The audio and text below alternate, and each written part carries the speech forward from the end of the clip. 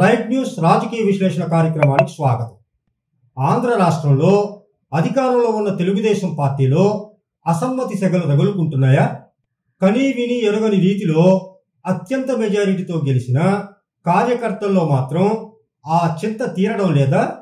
ఎన్నికలకు ముందు చేసిన వాగ్దానాలు, రెడ్ బుక్లో అడ్డంగా రాసిన ఆనాటి రాతలు తారుమారవుతున్నాయా?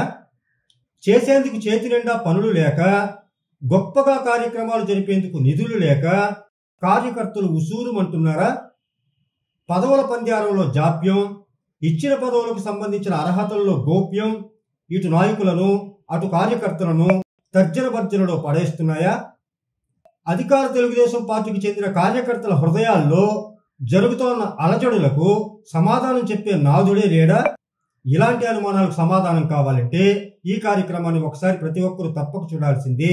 మీ అభిప్రాయాన్ని కామెంట్ రూపంలో కంపల్సరీగా తెలపాల్సిందే. పేద ప్రజలకు, సమాజానికి నిస్వార్థంగా సేవ చేయడమే నిజమైన రాజకీయం అనే విలువైన ఈ మాటను తెలుగుదేశం పార్టీ వ్యవస్థాపకులు స్వర్గీయ నందమూరి తారక రామారావు గారికి చెందిన మూల సిద్ధాంతంగా పెద్దలు చెప్పుకొస్తుంటారు. సంఘం శరణం గచ్చామి అన్న బుద్ధ భగవానుడి సూక్తి నుంచి తాను స్ఫూర్తిని పొంది సమాజమే దేవాలయం, ప్రజలే దేవుళ్ళు అన్న నినాదాన్ని తెలుగుదేశం పార్టీకి అన్నగారు అందించినట్లు ఆ పార్టీకి చెందిన నాయకులే పదే పదే సభలు, సమావేశాల్లో ప్రజలకు వివరిస్తూ ఉంటారు. దేశంలోనే ఎంతో ఖ్యాతిని గడించి కేవలం 9 నెలల కాలంలోనే పార్టీని అధికారంలోకి తీసుకురావడం ద్వారా దేశ రాజధాని ఢిల్లీ గడ్డపై తెలుగువాడి సత్తాను చాటింది నిక్కచ్చిగా మన తెలుగు వాళ్ళ పార్టీనే. అది కూడా ఆంధ్రుల అభిమాన నాయకుడు అన్న ఎన్టీఆర్ స్థాపించిన తెలుగుదేశం పార్టీనే. ఇందులో ఎలాంటి సందేహం లేదు. రామరాజ్యం లాంటి ప్రజారాజ్యం స్థాపనకు కృషి చేసిన నందమూరి తారక రామారావు అనంతరం ప్రస్తుత ముఖ్యమంత్రి నారా చంద్రబాబు నాయుడు తెలుగుదేశం పార్టీకి జీవం పోశాడు. తెలుగు ప్రజల జీవన ప్రమాణాలను పెంచడంతో పాటు దేశంలో ఎక్కడా టీడీపీ విలువ తగ్గకుండా కాపాడాడు. శక్తి వంచన లేకుండా నిరంతరం కృషి చేయడంతో విజనరీ లీడర్గా కీర్తి గడించాడు. ఎందరో ఉద్దండులతోనూ ఎన్నో పార్టీలతోనూ పోటీపడి మళ్లీ అధికారాన్ని దక్కించుకున్న తెలుగుదేశం పార్టీ 2019 నుంచి 2024 వరకు అధికారంలో ఉన్న వైఎస్ఆర్ కాంగ్రెస్ పార్టీతో పూర్తిగా విభేదించింది. అవగాహన రాహిత్యమో, అహంకార పూరితమో, అవినీతిమయమో ఏదో పూర్తిగా తెలియని ఆ పార్టీతో అమీతుమీ తేల్చుకోవడానికి ప్రతి క్షణం పోరాడుతూనే ఉంది. అయితే కూటమి పార్టీలతో కలిసి అత్యంత మెజారిటీతో నేడు అధికారంలో ఉండి కూడా వైఎస్ఆర్ పార్టీని పూర్తిగా ఎదుర్కోవడానికి తెలుగుదేశం పార్టీ ఎందుకో అష్ట కష్టాలు పడుతోంది. నిత్య శ్రామికుడైన సీఎం చంద్రబాబు, రాష్ట్రాభివృద్ధికి నిరంతరం సహకారం అందించాలనే డిప్యూటీ సీఎం పవన్ కళ్యాణ్తో పాటు కూటమిలోని మరో ప్రధాన పార్టీ అయిన బీజేపీ సహకారం మెండుగా ఉన్నా, జాతీయ స్థాయిలో చక్రం తిప్పే మెజారిటీ చేతిలో ఉన్నా, రాష్ట్రానికి సంబంధించిన అభివృద్ధి విషయంలో తప్ప ప్రత్యర్థులపై రాజకీయంగా దాడి చేయడంలోనూ, వైసీపీకి చెందిన అవినీతి గుట్టును రట్టు చేయడంలోనూ కూటమి పార్టీలు బాగా వెనకబడ్డాయన్నది ప్రజల వాదనగా ఉంది. పాలనాపరమైన అన్ని విభాగాల్లోనూ మితిమీరిన అవినీతి చేసి నాటి ప్రభుత్వ అధికారులందరినీ అడ్డదిడ్డంగా వాడుకోవడం ద్వారా నేడు అధికారంలో ఉన్న కూటమి ప్రభుత్వానికి పెను సవాల్గా మారిన వైఎస్ఆర్ కాంగ్రెస్ పార్టీని నేటి కూటమి ప్రభుత్వం ఏమీ చేయలేకపోతోందని ఇటు ఆయా పార్టీలకు చెందిన కార్యకర్తలు, అటు రాష్ట్రంలోని ప్రజలు అనుకుంటున్న విషయం యావత్తు దేశంలోనే పెద్ద చర్చనీయాంశంగా మారుతోంది. తవ్వే కొద్దీ వెలుగులోకి వస్తున్న వైసీపీ అక్రమాలకు జాతీయ స్థాయిలో సహకారం అందించిన పలువురు నాయకులు, వ్యాపారులు, అధికారులు, ఆంధ్ర నుంచి అమెరికా దాకా విస్తరించిన అంతర్జాతీయ అవినీతి లాంటి విషయాల దెబ్బకే టీడీపీకి మైండ్ బ్లాక్ అయిపోతోంది. ఇక రాష్ట్రంలో ఎర్రమట్టి నుంచి క్వార్ట్జ్ దాకా, బాక్సైట్ నుంచి బ్రాందీ దాకా దౌర్జన్యంగా ప్రజల ఆస్తులు ఆక్రమించుకోవడం దగ్గర నుంచి అక్రమంగా ప్రభుత్వ ఆస్తులు స్వాధీనం చేసుకోవడం దాకా పోర్టులు, యార్డులు, చివరకు కోర్టులను కూడా ప్రభావితం చేసేలా చేసిన అన్యాయాలపై కఠినమైన చర్యలు ఉంటాయా లేదా, లేకుంటే ఇవి మీడియాకు మాత్రమే పరిమితమై ప్రజలు మర్చిపోయేదాకా సాగుతాయా అనే సందిగ్ధం కలిగించే విషయాల్లో ఇప్పటికే కూటమి ప్రభుత్వం అవస్థలు పడుతున్న సంగతిని ప్రజలందరూ గమనిస్తూనే ఉన్నారు. అందులోని ఆంతర్యం ఏమిటో తెలియక తికమక పడుతున్నారు. ఇది నిరంతరం జరిగే ప్రక్రియ అయినా కూటమి ప్రభుత్వం శక్తి వంచన లేకుండా కృషి చేస్తూనే ఉన్నా, నేరస్తులను కట్టడి చేయడంలోనూ, వారిని అదుపులోకి తీసుకుని కఠిన శిక్షలు పడేలా చేయడంలోనూ కూటమి ప్రభుత్వం ఎవరో ఒత్తిళ్లకు లొంగిపోతోందని లేదా హీరోలు పోషించాల్సింది టీడీపీనే అయినందున, స్వతహాగా మంచితనం పిరికితనం కలిసి తెలుగుదేశం అయినందున సదరు విషయం బాగా నీరుగారిపోతుందనే సందేహంతోనే ప్రజల్లో భిన్నాభిప్రాయాలు వ్యక్తమవుతున్నట్లు నాయకుల్లో పెద్ద చర్చ జరుగుతోంది.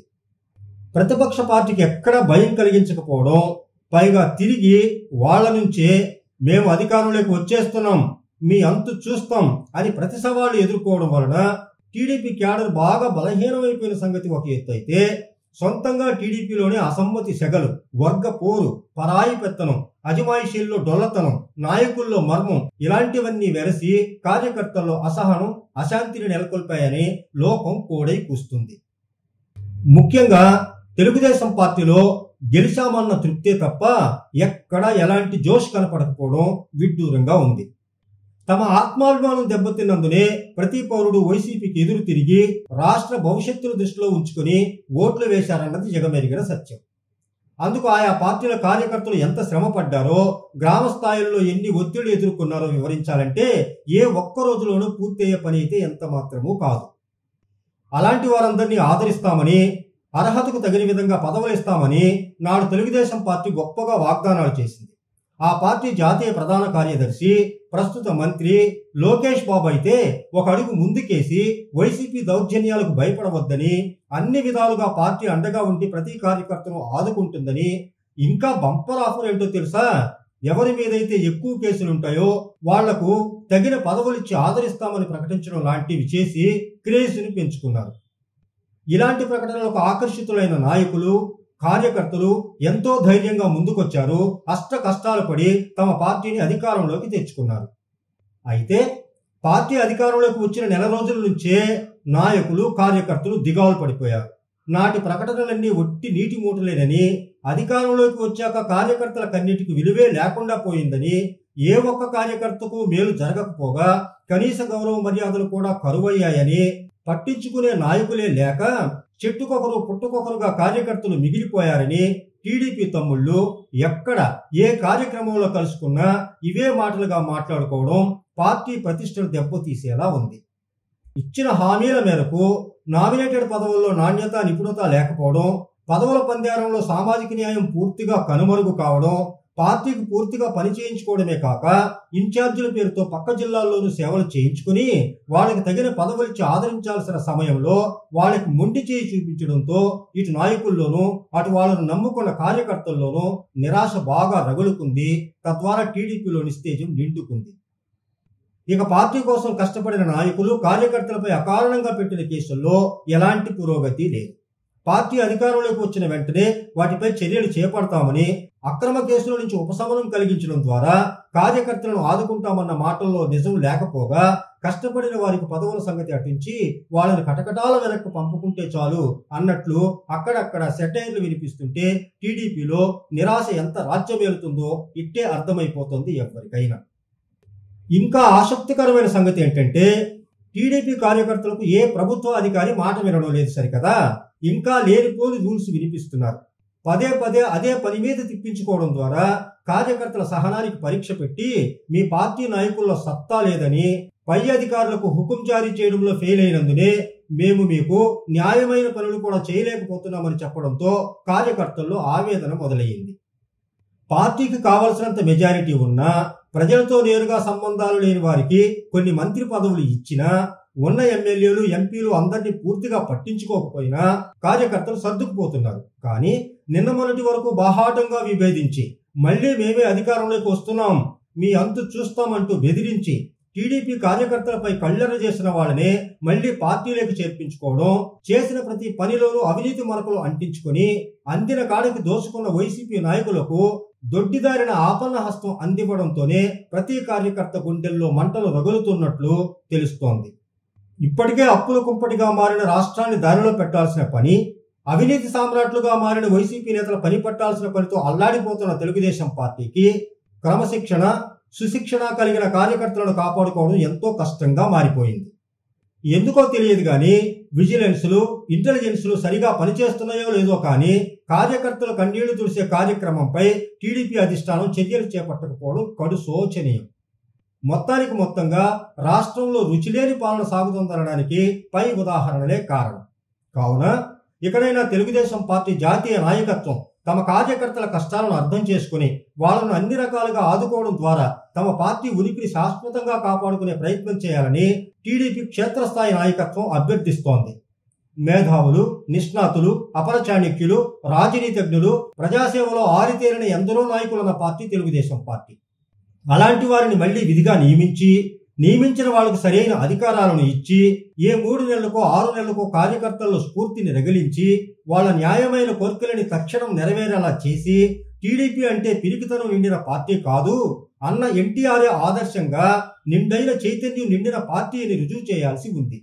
సీనియర్ నాయకులు కూడా కార్యకర్తలకు జరుగుతున్న అన్యాయాన్ని ఎప్పటికప్పుడు వివరించి అటు పార్టీకి ఇటు కార్యకర్తలకు వారధిగా నిలిచి ఎంతో క్రమశిక్షణ, ఉన్నత విలువలు కలిగిన పార్టీని చక్కగా నిలుపుకోవాల్సి ఉంది. దుష్ట శిక్షణ, శిష్ట రక్షణలో భాగంగా అక్రమాలు చేసిన వైసీపీని సక్రమంగా శిక్షించి ఆర్థికంగా చితికిపోయిన రాష్ట్రాన్ని అభివృద్ధి బాటలో పయనించేలా చేసి పార్టీని అధికారంలోకి తీసుకురావడానికి ఎన్నో అవమానాలను, అవరోధాలను ఎదుర్కొని నిలబడిన కార్యకర్తలు కన్నీళ్లు తుడిచేలా యుద్ధ ప్రాతిపదికన చర్యలు చేపట్టి తమ్ముళ్ల కన్నీళ్లు తుడవడము టీడీపీకి పెను సవాళ్లు ఎంత మాత్రమూ కాదు.